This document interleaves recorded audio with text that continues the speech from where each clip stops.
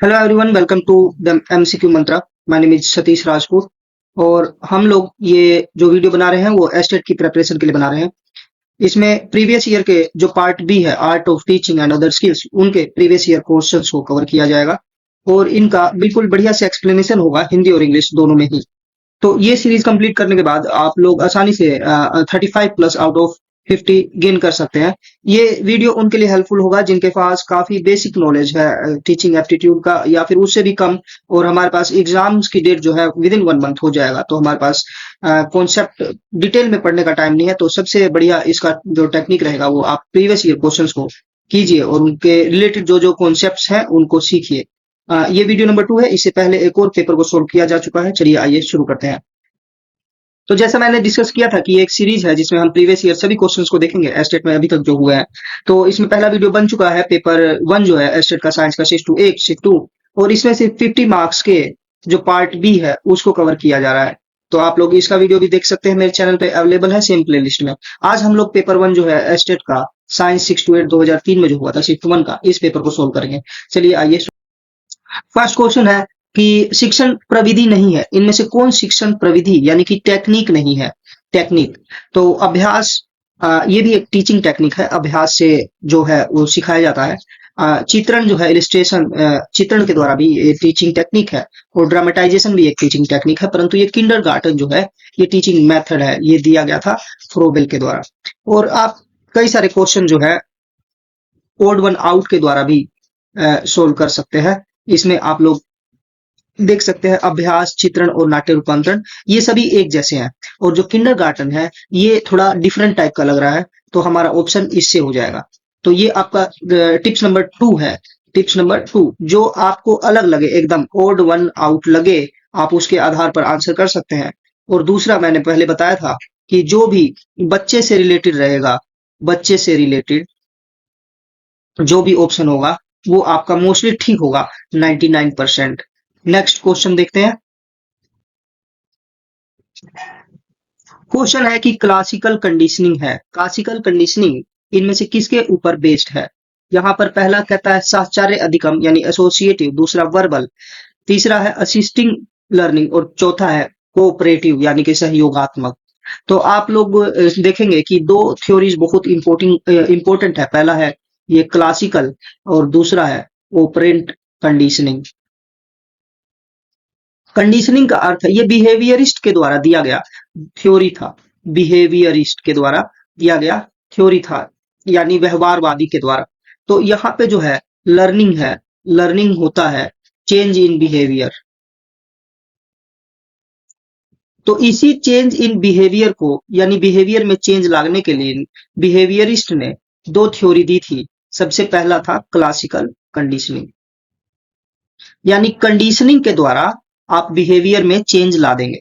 तो ये किसके ऊपर बेस्ड है, तो ये जो है एसोसिएटिव लर्निंग यानी कि साहचर्य अधिगम के ऊपर बेस्ड है। आइए इसको डिटेल में हम लोग देखते हैं।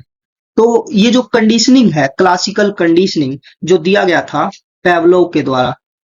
पेवलोव ने इसमें कुछ, जैसे कि मेन आइडिया क्या है, तो संबंध द्वारा सिखाना। इसमें किसी चीज के बीच में संबंध स्थापित कर दिया जाता है सीखने वाले के साथ, तो उससे उसका कंडीशनिंग हो जाता है। इसमें सबसे पहले एक तटस्थ उद्दीपन यानी कि न्यूट्रल स्टिमुलस रहता है, और उसके साथ मीनिंगफुल स्टिमुलस यानी कि सार्थक उद्दीपन लाकर हमारा गोल अचीव हो जाता है। उससे क्या होता है, उस भी जिसको हम सिखाना चाहते हैं उसका बिहेवियर चेंज हो जाता है। इसमें की कॉन्सेप्ट आप देखेंगे, सबसे पहले है अनकंडीशन स्टिमुलस यानी नेचुरल ट्रिगर या फिर स्वभाव ट्रिगर। जैसे कि खाना हो गया, खाने को देखकर हम सभी लोगों के मुंह में पानी आ जाता है या फिर लार उत्पन्न हो जाता है, तो यहाँ पर अनकंडीशन स्टिमुलस है। उसके बाद अनकंडीशन रिस्पॉन्स क्या होगा, स्वाभाविक प्रतिक्रिया क्या होगी, तो ये है लार का आना। मान लीजिए काफी स्वादिष्ट खाना है, तो उसको देखते ही, फॉर एग्जाम्पल, आपके आंखों पर रोशनी पड़ेगी, तो रोशनी पड़ते ही आपका क्या होगा, आंख बंद हो जाएगा। फिर आता है न्यूट्रल स्टिमुलस, जिससे आप पर कोई प्रभाव नहीं पड़ेगा, वो है यहाँ पर दिया गया है घंटी की आवाज। फिर आता है कंडीशन स्टिमुलस, कि सीख जाने के बाद घंटी की आवाज से भी लार उत्पन्न हो जाता है। इस फोटो में डिटेल में मैं सिखाऊंगा, समझाऊंगा। आगे है कंडीशन रिस्पॉन्स यानी कि लर्न रिएक्शन, सीखी हुई प्रतिक्रिया यानी कि लार आ जाना। तो यहाँ पे है बिफोर कंडीशनिंग, अनुबंधन से पहले। ये देखिए यहाँ पर एक डॉगी है, यहाँ पर अनकंडीशन स्टिमुलस है, ये खाना देखते ही इसके साथ क्या होता है, इसके मुंह से पानी आने लगता है, लार आने लगता है। ये जो है ये नेचुरल स्टिमुलस, स्टिमुलस यानी कि उद्दीपन, उद्दीपन। और ये जो है इसको डॉगी को हम सिखाना चाहते हैं, तो इसका नेचुरल रिस्पॉन्स क्या हुआ खाने को देखते ही, कि ये इसके मुंह से लार आ गया। लेकिन ये जो है पहले कंडीशनिंग से पहले है। अब जब ड्यूरिंग कंडीशनिंग क्या होगा, हम लोग सीटी बजाते हैं। अब सीटी बजाने पे तो इसने कोई रिएक्शन नहीं दिया, तो ये न्यूट्रल स्टिमुलस यानी इसके कुछ नहीं हुआ और इसका रिस्पॉन्स भी कुछ नहीं रहा। फिर ड्यूरिंग कंडीशनिंग क्या करते हैं हम लोग, पहले सीटी बजाते हैं फिर तुरंत बाद खाना दे देते हैं, उससे क्या होता है इसके मुंह में लार आ जाता है। तो ये हम दोनों इससे क्या है, इसका रिएक्शन को स्थापित करना चाह रहे हैं, ये नए वाले स्टिमुलस को ऐड करके, जो कि है ये घंटी। अब कई दिनों तक इसी को रिपीट करते करते एक वक्त क्या आया कि जैसे ही हमने सीटी बजाया, सीटी से क्या हुआ, इसका लार आना शुरू हो गया। तो हमने क्या किया, कंडीशनिंग के बाद इसको हमने स्थापित कर दिया, कंडीशनड स्टिमुलस जो है वो ये बन गया, और कंडीशन रिस्पॉन्स क्या है कि लार आना। क्या आप लोग समझ पाए? बिल्कुल अच्छे से समझ पाए होंगे। तो पेवलोव का कुत्ता जो है, इन्होंने एसोसिएशन कर दिया, साहचर्य स्थापित कर दिया घंटी और कुत्ते के बीच में। तो आप लोग समझ पाए हैं, इसका जो उत्तर होगा ये होगा साहचर्य अधिगम। क्लासिकल कंडीशनिंग जो है साहचर्य अधिगम है। जैसे जैसे क्वेश्चन आते जाएंगे वैसे वैसे हम लोग को सबको सीखेंगे। अभी क्लासिकल कंडीशनिंग आया है, उसके बाद मान लीजिए ऑपरेंट कंडीशनिंग जब आएगा क्वेश्चन, तो हम लोग उसको भी सीख लेंगे। नेक्स्ट क्वेश्चन, प्रभावकारी शिक्षण विधि है। ऑप्शन है दर्शन एवं व्याख्यान विधि, demonstration and lecture method, traditional lecture method, पारंपरिक व्याख्यान विधि, और तीसरा है सहभागिता अध्ययन आधारित अभियोगात्मक व्याख्यान, पार्टिसिपेटरी एक्टिविटी बेस्ड ह्यूरिस्टिक। तो इन तीनों ऑप्शन में हमें देखना होगा कि बच्चा इंक्लूडेड कौन है, बच्चा खुद से कौन से विधि में करता है। तो डेमोन्स्ट्रेशन और लेक्चर में दोनों ही टीचर ही समझाता है और बच्चे को सिर्फ पैसिव रूप से सीखना पड़ता है, तो ये नहीं है इफेक्टिव टीचिंग मेथड। दूसरा है पारंपरिक व्याख्यान विधि, यानी पुरानी, बहुत पुरानी लेक्चर मेथड। तो ये लेक्चर मेथड बड़े बच्चों के लिए काम आता है, छोटे बच्चों के लिए काम नहीं आएगा। और ये जो तीसरा है पार्टिसिपेटरी, यानी पार्टिसिपेट करेगा, सहभागी करेगा, अध्ययन आधारित और एक्टिविटी बेस्ड, ये सबसे बेस्ट माना जाता है। तो हमारा उत्तर हो जाएगा सी, सहभागिता अध्ययन आधारित अभियोगात्मक व्याख्यान। नेक्स्ट क्वेश्चन, क्वेश्चन है उद्देश्य को चुनौतीपूर्ण बनाने हेतु बदला जाता है। ये क्वेश्चन पूरा पूरा नहीं लिखा गया, एस्टेट वाले कहीं से उठा लेते हैं। तो इसमें कहना चाहता है to make an objective challenging which of the following is changed. ये क्वेश्चन जो है ब्लूम्स टैक्सोनॉमी के ऊपर बेस्ड है। ब्लूम्स टैक्सोनॉमी, टैक्सोनॉमी का अर्थ होता है वर्गीकरण। लर्निंग जो है वो काफी पेचीदा चीज है, उसको और आगे वर्गीकृत किया गया था बी.एस. ब्लूम के द्वारा। और ये कब हुआ था, 1956 में पहली बार वर्गीकरण किया था इन्होंने। कोग्निटिव डोमेन जो है, कोग्निटिव, उसको वर्गीकृत किया गया था। कोग्निटिव का मत कोग्निशन या फिर संज्ञान का अर्थ होता है कि कोई भी कैसे ज्ञान का निर्माण करता है, ज्ञान का निर्माण कैसे करता है। इससे रिलेटेड रहेगा सोचना, समझना, याद करना, सोल्व करना, ये सब चीजें संज्ञानात्मक चीजों में आएगी, उससे रिलेटेड चीजों में आएगी, कोग्निशन से रिलेटेड आएगी। तो ये जो था, इन्होंने पहले नाउन कुछ शब्द दिए थे, यानी कि संज्ञा।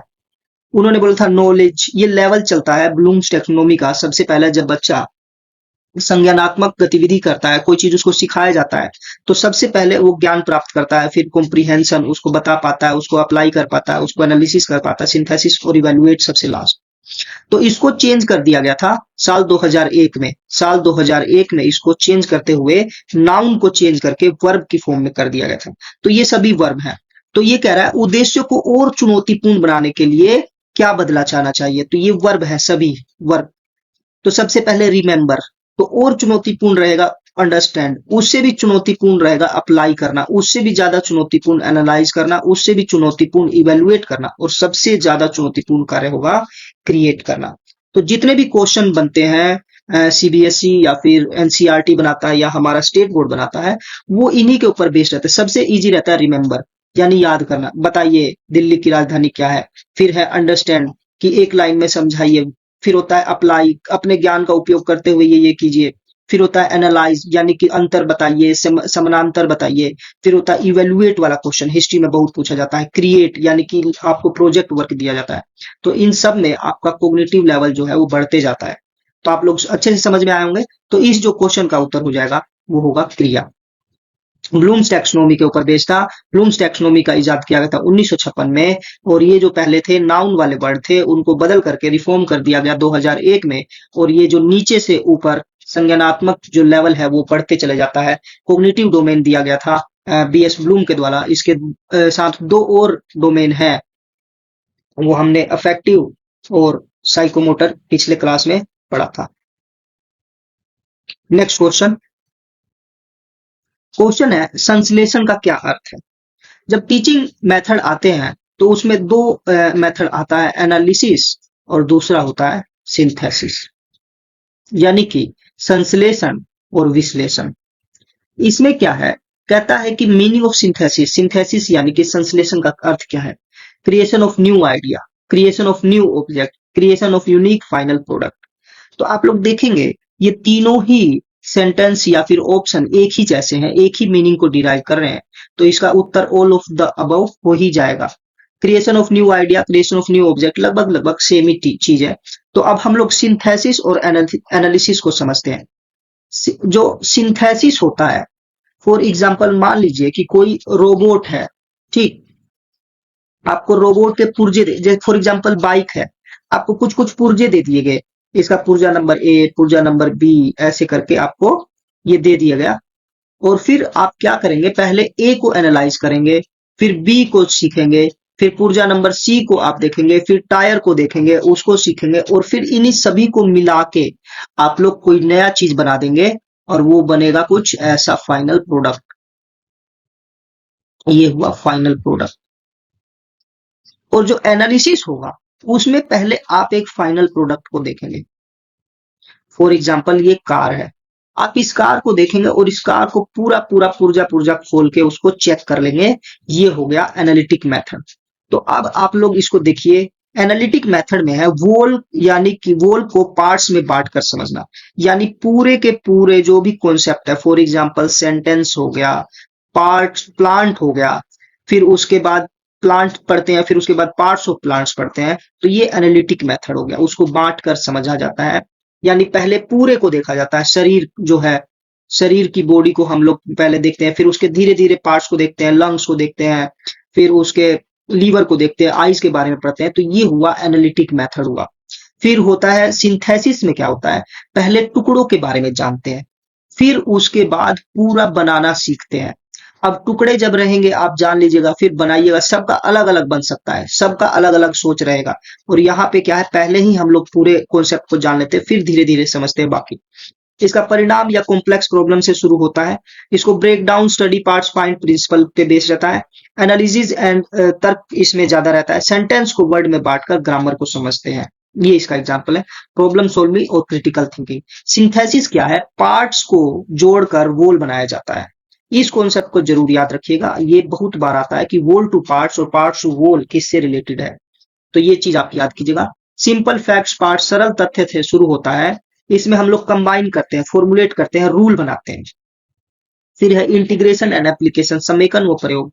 फॉर एग्जाम्पल वर्ड्स को जोड़कर हम लोग सेंटेंस बनाते हैं। और यहाँ पर क्या है, पहले ही हम लोग सेंटेंस लिख लेते हैं, फिर उसमें से निकालते हैं कौन सा क्या है, कौन सा क्या है। फिर है concept building and presentation of new topic. इससे क्या है, हमेशा नया टॉपिक बनेगा, नया कॉन्सेप्ट बनेगा। तो ये सिंथेसिस था। तो यहाँ पे जो क्वेश्चन पूछा गया है, इसमें नवीन विचार का निर्माण किसमें होता है, सिंथेसिस में होता है। नवीन वस्तु का निर्माण किसमें हो जाएगा, सिंथेसिस में हो जाएगा।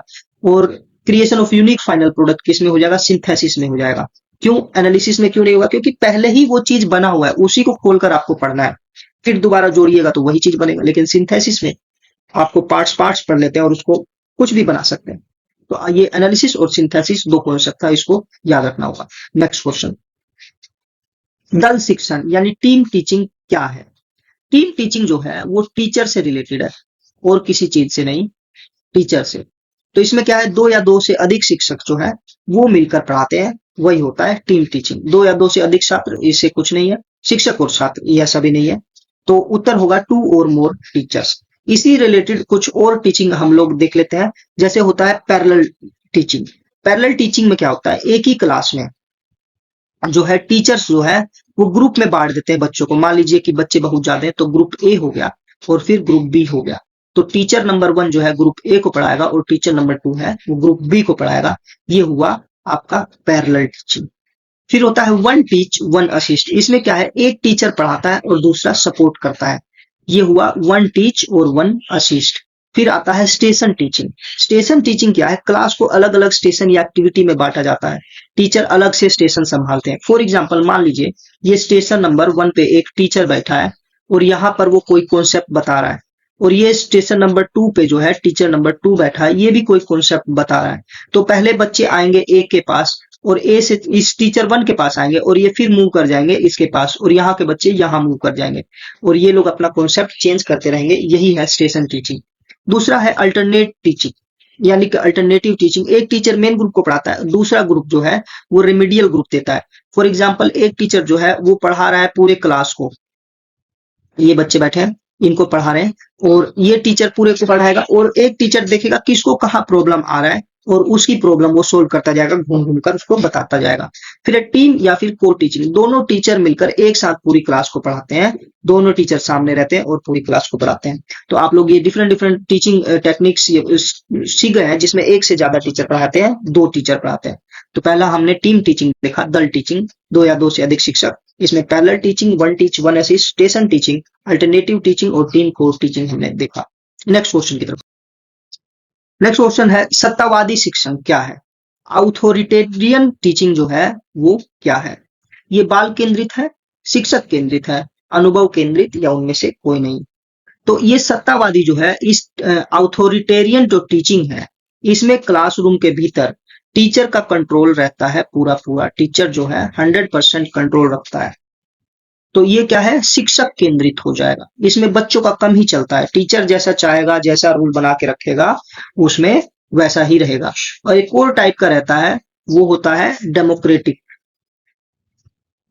डेमोक्रेटिक जो है इसमें सभी का बात चलता है, बच्चों का भी चलेगा और टीचर का भी बात चलेगा। दोनों को मिलकर इस क्लास को चलाना होता है और सबसे बेस्ट जो होता है वो डेमोक्रेटिक होता है। फिर उसके बाद ये जो डेमोक्रेटिक होता है ये बाल केंद्रित भी होता है, ये टीचर केंद्रित नहीं होता। इसमें बच्चों की बात को अधिक तवज्जो दी जाती है। तो डेमोक्रेटिक जो है ये सबसे बेस्ट माना जाता है। Next question, method of teaching gives, यानी विधि शिक्षण क्या देता है। रचनात्मक सोच, तर्क, आलोचनात्मक निर्णय और उपरोक्त सभी। तो ये तीनों ऑप्शन जो है वो पॉजिटिव फीलिंग देते हैं, यानी पॉजिटिव यानी अच्छा, टीचिंग से रिलेटेड अच्छा है। क्रिएटिव थिंकिंग भी पॉजिटिव है, रीजनिंग यानी तर्क भी पॉजिटिव है, और क्रिटिकल जजमेंट जो है ये भी पॉजिटिव कॉन्सेप्ट है, पॉजिटिव चीज है इस मेथड ऑफ टीचिंग से रिलेटेड। तो यहाँ पर उत्तर जो है उपरोक्त सभी हो जाए। तो मैंने 3 टिप्स बताए। पहला टिप्स है ओड वन आउट, यानी जो ऑप्शन सबसे अलग लगे वही आपका आंसर हो जाएगा। फिर दूसरा मैंने बताया था कि जो भी ऑप्शन है वो अगर बच्चों के रिलेटेड है, बच्चों से रिलेटेड है, तो वो जो है, और वो काफी जनरल क्वेश्चन है, तो बच्चों से रिलेटेड है तो वही उसका आंसर होगा। फॉर एग्जाम्पल टीचर के लिए, बच्चों के लिए, पेरेंट्स के लिए, स्कूल के लिए, तो इसमें आंसर जो होगा बच्चों के लिए होगा। तीसरा जो है, आप जो पॉजिटिव और नेगेटिव जो उसका मीनिंग दे रहा होगा उससे भी आप निकाल सकते हैं। फॉर एग्जाम्पल क्रिएटिव थिंकिंग, ये जो है टीचिंग और लर्निंग में एक पॉजिटिव कॉन्सेप्ट माना जाएगा। फिर है रीजनिंग, तर्क करना, ये भी जो है पॉजिटिव मीनिंग देता है। और क्रिटिकल जजमेंट, ये भी पॉजिटिव मीनिंग देता है। और method of teaching gives, gives यानी देता है, क्या देगा, तो ये भी देगा, ये भी देगा और ये भी देगा। तो यहाँ पे उत्तर जो है उपरोक्त सभी हो जाएगा। तो ये थे टिप्स। ऐसे ही टिप्स मैं आपको देता रहूंगा जिससे आप आसानी से क्वेश्चनों को एलिमिनेट कर सही उत्तर तक पहुंच सकते हैं। अगला क्वेश्चन है, अगला क्वेश्चन, इनमें से कौन सा मेरिल मॉडल के 5 सिद्धांतों में से एक है। तो मेरिल के जो 5 प्रिंसिपल है वो इंस्ट्रक्शन पर बेस्ड था। इंस्ट्रक्शन मैंने बोला था बच्चों को अपना कंटेंट बताना, यानी कि जो भी आप लेसन प्लान बनाकर गए हैं वो बच्चों तक डिलीवर करना ही इंस्ट्रक्शन कहलाता है। यानी जो बात भी आप बता रहे हैं वो इंस्ट्रक्शन कहलाएगा, पाठ पढ़ा रहे हैं इंस्ट्रक्शन कहलाएगा, कोई बात बता रहे हैं वो भी इंस्ट्रक्शन ही कहलाएगा। तो इसमें कहता है कि जो मेरिल का जो 5 प्रिंसिपल है, मेरिल ने इंस्ट्रक्शन देने यानी पढ़ाने के लिए 5 प्रिंसिपल दिए थे। वो 5 प्रिंसिपल कौन से थे? ये है इंटीग्रेशन, एप्लीकेशन, डेमोन्स्ट्रेशन, एक्टिवेशन और प्रॉब्लम सेंटर। तो ये कह रहे हैं कि जो इंस्ट्रक्शन है वो काफी कारगर तभी होगा जब ये इन 5 प्रिंसिपल पर बेस्ड रहेगा। यानी बच्चा तभी समझ पाएगा, सीखेगा या सुनेगा अगर इसमें ये 5 जो प्रिंसिपल है ये है। तो इसमें पहला है कि प्रॉब्लम सेंटर्ड, यानी कि जो भी आप इंस्ट्रक्शन बताना चाहते हैं वो प्रॉब्लम सेंटर्ड होना चाहिए। फिर है दूसरा एक्टिवेशन, यानी कि बच्चे को सक्रिय कर सके, पूर्व ज्ञान से जोड़ना होना चाहिए। जो भी आप इंस्ट्रक्शन देना चाहते हैं, बात बताना चाहते हैं, लेसन बताना चाहते हैं। फिर है कि डेमोन्स्ट्रेशन, उसको जो आप इंस्ट्रक्शन दे रहे हैं उसको डेमोन्स्ट्रेट कीजिए, दिखाइए, शो कीजिए, उदाहरण प्रस्तुत कीजिए, प्रदर्शन कीजिए, उदाहरण दीजिए। फिर है एप्लीकेशन, उस जो भी इंस्ट्रक्शन है, जो भी आप कॉन्सेप्ट बता रहे हैं उसको उसका एप्लीकेशन बताइए, उसको अप्लाई करने दीजिए, उसका अभ्यास करने दीजिए उसको। फिर है इंटीग्रेशन, उसको आत्मसात करने दीजिए बच्चे को। तो यहाँ पर ये जो है 5 आपको मेरिल के प्रिंसिपल याद रखने होंगे। यह है समस्या, सक्रिय, प्रदर्शन, अनुप्रयोग, एकीकरण। इसके मीनिंग भी यहाँ पर और ज्यादा लिखे हुए हैं। तो ये इंग्लिश में जो आएगा आसान करना ज्यादा, सॉरी, याद करना ज्यादा आसान है। तो इसमें जो है, इसमें पूछा है कि इनमें से कौन सा है, तो यहाँ पर एक्टिवेशन दिया गया है। तो एक्टिवेशन जो है वो इसका सही उत्तर हो जाएगा। और इससे पहले वाले पेपर में हमने 5E मॉडल को समझा था, जो कि आया था। 5E मॉडल में था एंगेज, एक्सप्लोर, एक्सप्लेन, इवेलुएट और क्या था, इलेबोरेट। आप अगर पहले वाला वीडियो देखेंगे तो ये कॉन्सेप्ट भी बहुत इजी, बहुत इंपॉर्टेंट है, इसको भी सीखना जरूरी है। 5E मॉडल और यहाँ पर मेरिल के 5 सिद्धांत। Next question please. क्वेश्चन है ADDIE मॉडल में ए किसके लिए है? तो ये जो ADDIE मॉडल है ये एक अनुदेशनात्मक मॉडल है, यानी कि इंस्ट्रक्शनल मॉडल है। इंस्ट्रक्शनल मॉडल का मतलब हुआ बच्चों को हम कैसे इंस्ट्रक्शन दें, इंस्ट्रक्शन देने का मतलब हुआ कैसे हम पाठ पढ़ाएं। जो क्लास में टीचर बोलता है बच्चों को पढ़ाने के लिए, उसी प्रोसेस को हम लोग इंस्ट्रक्शन देना कहते हैं। ये जो साइकोलॉजी में जो टर्म यूज होता है ये इंस्ट्रक्शनल या फिर इंस्ट्रक्शन देना यूज होता है, ये बात याद रखिए। और हिंदी में जो होगा वो अनुदेशन करना, अनुदेशन। तो इसमें पूछता है कि ये ADDIE मॉडल में ए क्या है। हमने पहले समझा कि ये जो ADDIE मॉडल है ये एक इंस्ट्रक्शनल मॉडल है, यानी अनुदेशनात्मक मॉडल है, यानी बच्चों को कैसे क्लास में पढ़ाया जाए। तो इसमें ए का मतलब हुआ एनालिसिस, डी का मतलब हुआ डिजाइन, फिर डी का मतलब हुआ डेवलपमेंट, आई का मतलब इम्प्लीमेंटेशन और ई का मतलब इवेल्युएशन। ए का एनालिसिस का मतलब हुआ analyse your situation to understand the gaps you need to fill, यानी बच्चे को जो भी बताना है उसके बारे में पहले आप एनालिसिस कीजिए, फिर उसी चीज को डिजाइन कीजिए। फिर है डेवलपमेंट, उसको आप आगे बढ़ाइए, कैसे बता सकते हैं। फिर है उसको इम्प्लीमेंट कीजिए, मतलब लागू कीजिए। फिर है इवेल्युएट, यानी जो आप बताया उसी को आप लोग इवेल्युएट कीजिए। तो इसमें क्या कहता है, ए किसके लिए है? तो ए जो है वो एनालिसिस यानी कि विश्लेषण के लिए है। आपको ये भी सीखना होगा, ये सभी वर्ड जो है उनको याद रखना होगा। और हमने क्या क्या देख लिया, हमने 5E मॉडल देखा, हमने इससे पहले जो था मेरिल्स का 5 सिद्धांत देखे थे, और फिर अब ये ADDIE मॉडल भी देख लिया। इन सबको याद रखना होगा क्योंकि क्वेश्चन इन्हीं के अराउंड आते हैं और फिर से आएंगे। नेक्स्ट क्वेश्चन है, निम्नलिखित में से कौन सा कौशल सूक्ष्म शिक्षण यानी माइक्रो टीचिंग का नहीं है? माइक्रो टीचिंग क्या होता है कि जब हम लोग DLED या फिर BEd कर रहे होते हैं तो उसी कोर्स के दौरान हम लोग टीचिंग प्रैक्टिस करते हैं। टीचिंग प्रैक्टिस के दौरान क्लास में कुछ जो BEd करने वाले बच्चे हैं वही पढ़ने वाले बच्चे बन जाते हैं, और उनमें से एक टीचर इनका टीचर बन जाता है और ये पढ़ाता है इनको एज ए टीचर बनकर, और ये बच्चे बनके उसी क्लासरूम में ऐसा करते हैं। इसी प्रोसेस को हम लोग माइक्रो टीचिंग कहते हैं। ये किसी स्कूल में नहीं होता है, ये उसी BEd कॉलेज या फिर DLED कॉलेज में अंदर ही होता है। ये एक डेमो टीचिंग चलती है। डेमो टीचिंग की प्रैक्टिस की जाती है, इसी को माइक्रो टीचिंग कहा जाता है। ये दिया था प्रोफेसर एलन ने, और एनसीईआरटी के द्वारा दिया गया माइक्रो टीचिंग के ऊपर कुछ स्टेप्स है, वो मैंने प्रीवियस अपने वीडियो में डिस्कस किया था, उसको भी आपको याद रखना है। इसमें पूछता है कि कौन सा माइक्रो टीचिंग का स्किल नहीं है। एक्सप्लोरेटरी यानी खोजपूर्ण कौशल, चित्रकला कौशल, श्यामपट्ट कौशल। इसमें से ये एक्सप्लोरेटरी स्किल भी है और ब्लैक बोर्ड स्किल भी है, पढ़ाने के दौरान ये यूज होता है, लेकिन ये चित्रकला कौशल नहीं है। इनमें से ऑप्शन बी जो है ये इसका ठीक आंसर होगा। Next question. क्वेश्चन है कि प्रशिक्षण के द्वारा क्या किया जा सकता है, क्या अचीव किया जा सकता है थ्रू ट्रेनिंग। कौशलों का विकास, स्वस्थ आदतों का विकास, या फिर कृत्रिम व्यवहार का निर्माण। तो इसमें ट्रेनिंग के थ्रू हम लोग कौशलों का विकास कर सकते हैं। हेल्दी हैबिट्स ट्रेनिंग से नहीं आएंगी, और ना ही ये कृत्रिम व्यवहार जो है ये एक नेगेटिव ऑप्शन है, तो ये उसका उत्तर नहीं होगा। Next question. नेक्स्ट क्वेश्चन है शिक्षक प्रशिक्षण क्यों आवश्यक है, टीचर ट्रेनिंग क्यों जरूरी है। शिक्षण कौशल बढ़ाता है, जी हाँ बढ़ाता है। विद्यालय संगठन को समझना, ए और बी दोनों। तो शिक्षक प्रशिक्षण में हमें विद्यालय संगठन को समझने की कोई जरूरत नहीं होती और ना ही समझाया जाता है, तो हमें शिक्षण प्रशिक्षण सिर्फ और सिर्फ शिक्षण कौशल को बढ़ाने में काम आता है। Next question. क्वेश्चन है निम्नलिखित में से कौन सी विधि कक्षा में काफी बार उपयोग की जा सकती है। विच of the following methods can be used frequently in the classroom. Case study, observation, integrative drill practice. तो एक क्लासरूम में हम लोग अवलोकन यानी कि ऑब्जर्वेशन जो है वो निरंतर यूज करते रहते हैं।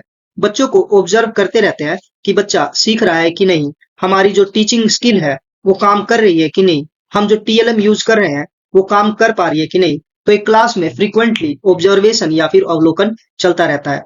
केस स्टडी क्लास में, क्लास के बाहर ये एक लंबी प्रक्रिया है, ये नहीं चल पाती है। ड्रिल प्रैक्टिस भी निरंतर नहीं चलता है, ये कभी कभी काम करता है। तो अवलोकन जो है ऑब्जर्वेशन, ये एक क्लासरूम में एज ए टीचर हम लोग निरंतर यूज करते रहते हैं। Next question. क्वेश्चन है बच्चे के सीखने के लिए किस प्रकार का कक्षा वातावरण अधिक अनुकूल है। तो यहाँ पर कुछ ऑप्शन दिए हैं। निष्क्रिय कक्षा का वातावरण यानी पैसिव क्लासरूम, शिक्षक के अनुकूल कक्षा का वातावरण टीचर फ्रेंडली, और कक्षा का भौतिक वातावरण फिजिकल क्लासरूम एनवायरनमेंट। तो यहाँ पर कुछ ऑप्शन है, इनमें से बेस्ट जो आंसर है वो है निष्क्रिय कक्षा का वातावरण। निष्क्रिय कक्षा का वातावरण कैसा रहेगा, इसमें टीचर अपना अनुदेशन देता है, इंस्ट्रक्शन देता है यानी पाठ पढ़ाता है, और बच्चे जो है वो पैसिव रूप से उसको सीख रहे होते हैं, नोट कर रहे होते हैं। हालांकि ऐसा वातावरण नहीं ठीक माना जाता है, लेकिन इन सभी ऑप्शन में से ये ऑप्शन बाकी ऑप्शन से अच्छा माना गया है, तो ये क्वेश्चन जो है अधिक अनुकूल है, तो इसमें ये निष्क्रिय कक्षा का वातावरण ठीक रहेगा। टीचर फ्रेंडली क्या है कि टीचर उसमें अपने तरीके से यूज करे, तो ऐसा बिल्कुल भी नहीं है। और भौतिक वातावरण इससे कोई लेना देना नहीं है, तो इसका उत्तर जो है निष्क्रिय कक्षा का वातावरण रहेगा। Next question. क्वेश्चन है पाठ्य पुस्तक यानी टेक्स्ट बुक का कक्षा में क्या उपयोग है। विचार और सोच की प्रक्रिया करने हेतु, शैक्षणिक उद्देश्य की प्राप्ति हेतु, जो पढ़ाया जाना है उसका परिसीमन सीमा निर्धारित करना। तो इसका ऑप्शन जो है शैक्षणिक उद्देश्यों की प्राप्ति हेतु जो है टेक्स्ट बुक का यूज किया जाता है, ये इसका सही उत्तर होगा, शैक्षणिक उद्देश्यों की प्राप्ति हेतु। Next question. तो इनमें से प्रश्न है निम्नलिखित में से कौन सा कथन सत्य नहीं है, कौन सा not true. Through text book students memory power develop, यानी कि पुस्तकों के माध्यम से छात्रों की स्मरण शक्ति बढ़ती है, यस ये एक पॉजिटिव ऑप्शन है। Through text book students reasoning power develop, yes ऐसा होता है, ये भी एक पॉजिटिव आंसर है। तो पाठ्य पुस्तक जो है इनसे छात्रों को पढ़ाई से विमुख करती है, यानी बच्चे जो है वो इंटरेस्ट लूज कर जाते हैं, तो ये एक नेगेटिव आंसर है। तो हमसे पूछा है सत्य नहीं है, तो ये जो है ऑप्शन सी, पाठ्य पुस्तक छात्रों को पढ़ाई से विमुख करती है, इंटरेस्ट लूज होता है, ऐसा नहीं है। पाठ्य पुस्तक में भी काफी इंटरेस्टिंग पाठ्य पुस्तक बनाए जाते हैं, जैसे पिक्चर्स होते हैं, उसमें पोएम्स होते हैं, उसमें स्टोरीज होते हैं। तो आजकल हम लोग जितने भी पाठ्य पुस्तक देखते हैं एनसीईआरटी के द्वारा या फिर एससीईआरटी के द्वारा, उनका मेन कॉन्सेप्ट होता है या मेन एम होता है कि उसको ज्यादा से ज्यादा रुचिपूर्ण बनाया जाए। उसके लिए अलग अलग तरीके वो निरंतर उपयोग करते रहते हैं। Next question. क्वेश्चन है शिक्षक प्रभावशीलता के मानदंड क्या है। तो टीचर जो प्रभावशील होगा उसके क्या मानदंड है। पहले योग्यता, यस उसको योग्य होना चाहिए। दूसरा प्रोडक्टिविटी, यानी वो अच्छा प्रोडक्टिविटी वाला कार्य करना चाहिए उसको, और उसके पास अच्छा एक्सपीरियंस भी होना चाहिए। तीनों जो ऑप्शन है वो पॉजिटिव है एज रिलेटिव टू शिक्षक की प्रभावशीलता। तो ऑप्शन जो है वो ऑल ऑफ द अबव हो जाएगा, उपरोक्त सभी। नेक्स्ट क्वेश्चन है, टीचर सेंटर्ड मेथड के फीचर जो है इनमें से कौन है? शिक्षक केंद्रित विधियों की विशेषताएं क्या है? औपचारिकता यानी फॉर्मेलिटी, शिक्षक की संप्रभुता यानी टीचर्स अथॉरिटी या उसका कंट्रोल, नवीन तकनीकों की अवहेलना यानी कि नेग्लेक्ट ऑफ न्यू टेक्नोलॉजी। तो टीचर सेंटर्ड जो मेथड है ये आज के पर्सपेक्टिव में यानी आज के टाइम में एक नेगेटिव टर्म है।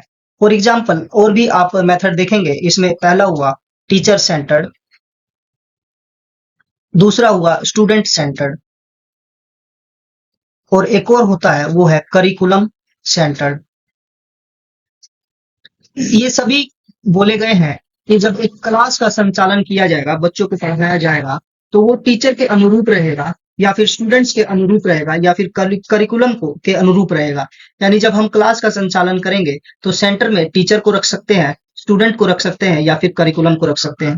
तो इन तीनों में जो नेगेटिव टर्म है वो है ये टीचर सेंटर, क्योंकि टीचर के अनुरूप क्लास का संचालन होगा तो टीचर ही सभी तरीके से अपने नियम कानून तय करेगा और उसके अनुसार जो पठन पाठन होगा उतना बेहतर नहीं होगा। सबसे बेस्ट जो माना जाता है वो है स्टूडेंट सेंटर, यानी स्टूडेंट को सेंटर मान के सभी कक्षा का संचालन किया जाएगा। और तीसरा ये करिकुलम को यानी कि पाठ्य पुस्तकों को, पढ़ाने वाली वस्तुओं को सेंटर मानकर, सिलेबस को मानकर आगे कक्षा का संचालन किया जाता है। ये भी एक तरीके से पॉजिटिव एस्पेक्ट है। तो यहाँ पर जो क्वेश्चन है वो एक नेगेटिव टर्म जनरेट कर रहा है, तो इसके जो ऑप्शन होंगे वो भी नेगेटिव जाते जाएंगे। तो औपचारिकता यानी कि फॉर्मेलिटी, जो टीचर है बस पढ़ाने की फॉर्मेलिटी करेगा, यस ये भी एक नेगेटिव टर्म हुआ। शिक्षक की संप्रभुता यानी क्लास में टीचर की अथॉरिटी रहेगी, ऐसा भी ये भी एक नेगेटिव टर्म है। ये ना होकर एक टीचर की जो क्लासरूम है वो एक तरीके से डेमोक्रेटिक रहना चाहिए। डेमोक्रेटिक रहेगा जब स्टूडेंट सेंटर होगा। तो फिर उसके बाद आगे नवीन तकनीकों की अवहेलना, यस जो टीचर है वो ज्यादा टीएलएम वगैरह या फिर टेक्नोलॉजी का यूज नहीं करेगा, ये भी एक नेगेटिव टर्म है। तो नेगेटिव क्वेश्चन का आंसर जो है सभी नेगेटिव ऑप्शन होगा, तो उसका आंसर उपरोक्त सभी हो जाएगा। नेक्स्ट क्वेश्चन, क्वेश्चन है कि एक अच्छे मूल्यांकन यानी गुड असेसमेंट में क्या नहीं होता है? वैधता, विश्वसनीयता, वस्तुनिष्ठता या फिर व्यक्तिनिष्ठता। तो एक अच्छे असेसमेंट में वैधता भी होती है यानी वैलिडिटी, विश्वसनीयता यानी रिलायबिलिटी, वस्तुनिष्ठता यानी ऑब्जेक्टिविटी, लेकिन व्यक्तिनिष्ठता सब्जेक्टिविटी नहीं होता है। तो आंसर होगा डी व्यक्तिनिष्ठता। तो एक बार इन सभी ऑप्शंस को समझ लेते हैं। मूल्यांकन के लिए मान लीजिए आपने एक क्वेश्चन पेपर बनाया है, क्वेश्चन पेपर, तो इस क्वेश्चन पेपर में ये तीनों ऑप्शन होने चाहिए, ये तीनों कैरेक्टरिस्टिक्स होने चाहिए। सबसे पहले वैधता। वैधता का अर्थ है, वैधता का अर्थ है जिस भी क्लास के लिए आपने क्वेश्चन पेपर बनाया है और जिस भी टॉपिक के लिए आपने ये क्वेश्चन पेपर बनाया है, दोनों के अकॉर्डिंग होना चाहिए। ये नहीं कि क्लास 3 का पेपर बना रहे हैं और आपने क्वेश्चन डाल दिया उसमें क्लास 10 का या क्लास 5 का। मान लीजिए आप प्रकाश संश्लेषण के ऊपर क्वेश्चन पेपर बना रहे हैं और आपने दूसरे टॉपिक इसमें डाल दिए, तो वो वैध नहीं होंगे। आप जिस भी स्किल को चेक करना चाहते हैं वो उसी को चेक करना होना चाहिए, और जिस ग्रुप के लिए आप बना रहे हैं उसी के लिए होना चाहिए, तो वो वैध होगा, वो वैलिड होगा। दूसरा है विश्वसनीयता। मान लीजिए जो भी क्वेश्चन पेपर सेट किया जाता है तो उसमें हर क्लास के बच्चे अलग अलग जिले के, बिहार का अगर ले तो 38 जिले के बच्चे उसमें देंगे उसका एग्जाम। कुछ होंगे गर्ल्स भी होंगी, कुछ बॉयज भी होंगे, कुछ गांव के बच्चे भी होंगे, कुछ शहर के भी बच्चे होंगे। तो हमारे जो बच्चे हैं या फिर जिसका टेस्ट कर रहे हैं उसका ग्रुप काफी डाइवर्स है। हर केस में ये इसका रिजल्ट जो है लगभग सेम आना चाहिए।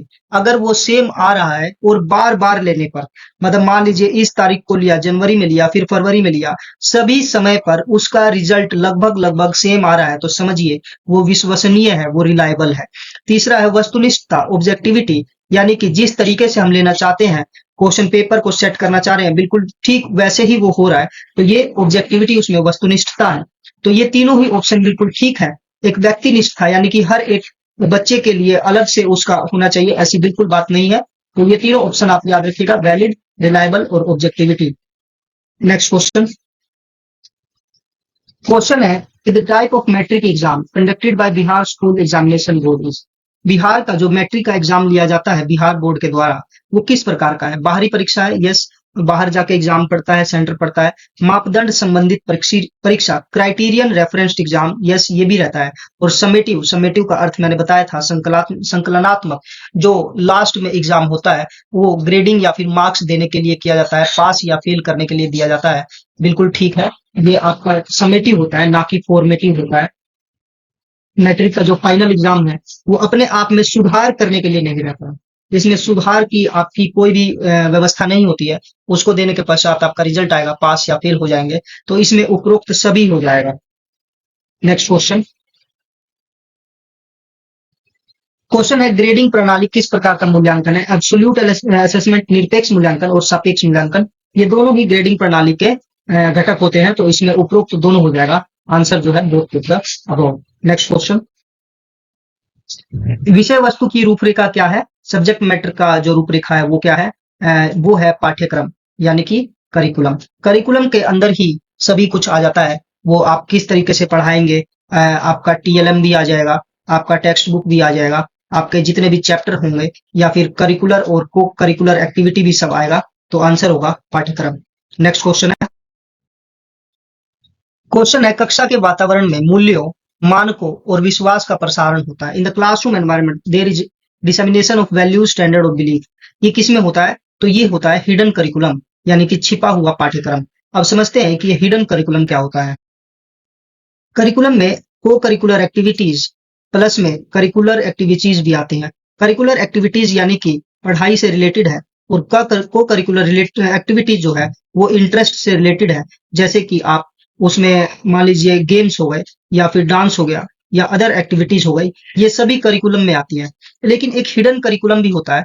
फॉर एग्जाम्पल मान लीजिए कि किसी भी बुक में नहीं रहता है कि बच्चे को चोरी नहीं करनी चाहिए, बच्चे को समय का पालन करना चाहिए, बड़ों का आदर करना चाहिए। इस प्रकार का बात बुक में एग्जैक्ट तरीके से नहीं लिखा रहता है। हमें दूसरों का सहयोग करना चाहिए, लेकिन ये सभी बातें बच्चा जो है स्कूल की बाउंड्री में सीखता है। तो ये सभी आते हैं हिडन करिकुलम के अंदर।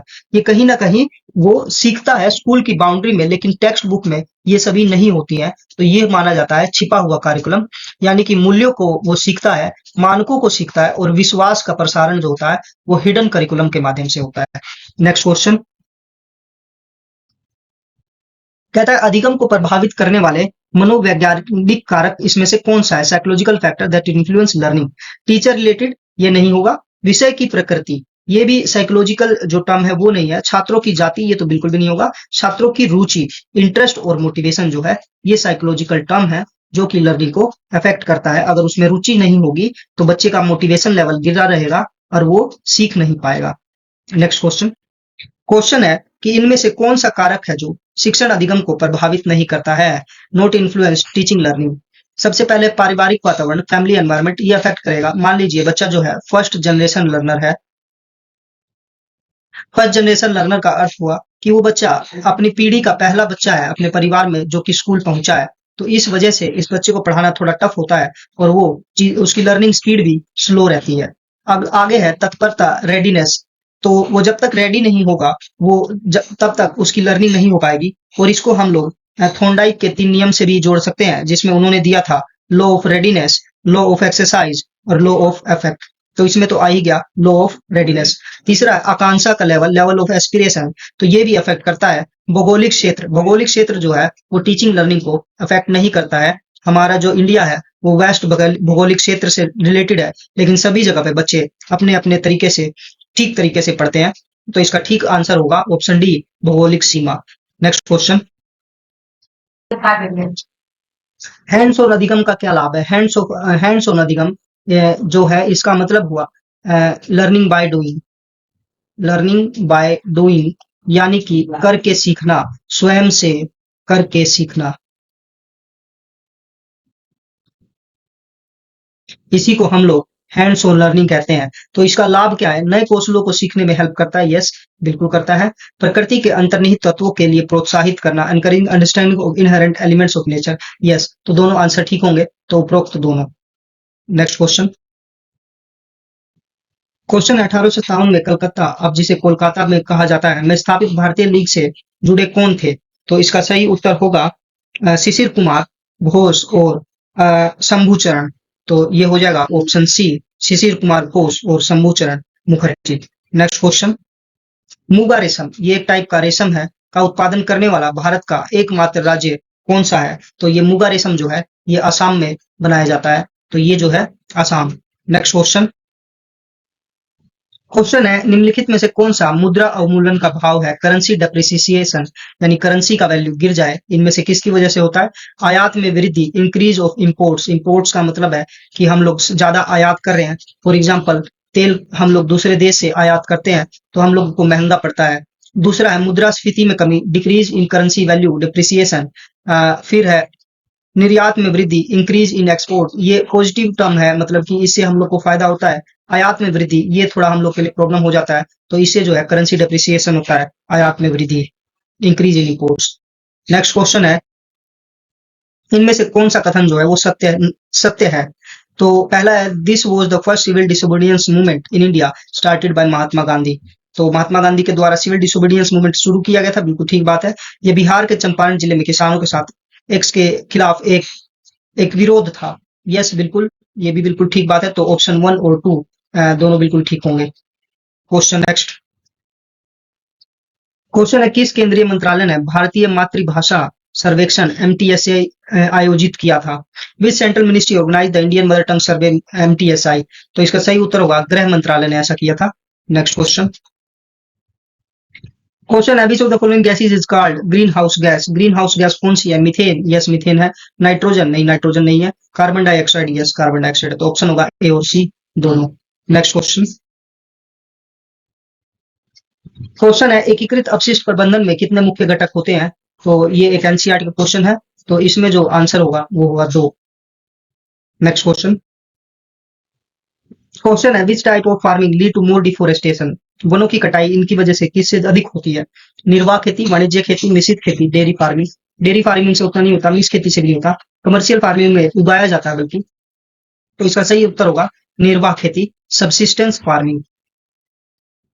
नेक्स्ट क्वेश्चन है, एल नीनो घटना कहाँ पर होती है? एल नीनो जो है प्रशांत महासागर में देखा जाता है एल नीनो को। ये भी आपके एनसीईआरटी ज्योग्राफी का क्वेश्चन है, आप एनसीईआरटी को प्रेफर कर सकते हैं। नेक्स्ट क्वेश्चन, गंगा की डॉल्फिन निम्नलिखित में से किस श्रेणी में आती है? गंगा डॉल्फिन किस कैटेगरी में है? तो क्या वो एक्सटिंक्ट हो गई है, नहीं मिलती है? नहीं, ऐसा बिल्कुल भी नहीं है। वल्नरेबल स्पीसीज है, कमजोर है, यानी कभी भी वो गायब हो सकती है। तो यस, ये कमजोर जातियों की है, ये वल्नरेबल जाति से है, ये इनकी तादाद काफी कम रह गई है, Ganga dolphin. Next question, next question है, अजय द्वारा बेची गई 20 साइकिलों में से 12 साइकिलों की औसत कीमत 18,000 थी। कुल मिलाकर उन्होंने 3 लाख रुपए में बेच दी। शेष 8 साइकिलों की औसत कीमत कितनी होगी? तो इसमें सबसे पहले हम लोग 12 साइकिल जो कि 18,000 के भाव से बेची थी उसको कैलकुलेट कर लेंगे। तो ये होगा 12 इंटू 18,000 रुपए, जो कि बराबर होगा हम लोग का 2,16,000 रुपए। अब जो है इस 30 लाख में से इस 2,16,000 को घटाएंगे तो हमारे पास शेष रुपए जो बचेंगे वो बचेगा 84,000 रुपए। अब इस 84,000 रुपए में जब हम हमारे 12 साइकिल बिक चुके हैं 20 में से, तो 8 ही बचे हैं, 8 से भाग देंगे तो ये कितना हो जाएगा? ये भाग लगाने पर हो जाएगा 10,500 रुपए। तो बाकी के जो बचे हुए 8 साइकिल हैं उनका औसत कीमत जो होगा 10,500। नेक्स्ट क्वेश्चन, क्वेश्चन है, 4,000 पर सालाना चक्रवृद्धि ब्याज की गणना करें 20% वार्षिक दर पर 2 वर्षों के लिए। तो 2 वर्षों के लिए है, तो यहाँ पर हम लोग 4,000 रुपया लिखेंगे। तो ये पहले साल का, फिर ये दूसरे साल का। तो इस पे कितना परसेंट? 20%। इस पे भी 20%। 4,000 का 30% हो जाएगा, यानी कि 1/5। इसका भी 1/5 यहाँ पर कितना हो जाएगा? यहाँ पर पहले साल पर 800 रुपए और दूसरे साल पर इसी 4,000 का 800 रुपए। अब ये चक्रवृद्धि ब्याज है, तो ये जो ब्याज मिला था पहले साल पर, इस पर भी 20% लगाएंगे हम लोग। 20% यानी कि 1/5। तो ये कितना हो जाएगा? 800 का 1 ये हो जाएगा 160 रुपए। तो हम इन तीनों को जोड़ेंगे तो कुल हमारा ब्याज आ जाएगा, ये होगा 800 प्लस 800 और प्लस 160। तो ये होगा 1,600 जमा में 160। तो हमारा उत्तर हो जाएगा 1,760। ऑप्शन यहाँ पर गलत दिए हुए हैं सभी, तो उत्तर जो हो जाएगा हमारा 1,760 रुपए। नेक्स्ट क्वेश्चन, इसका सही उत्तर हमारा हो जाएगा 3.43। Next question,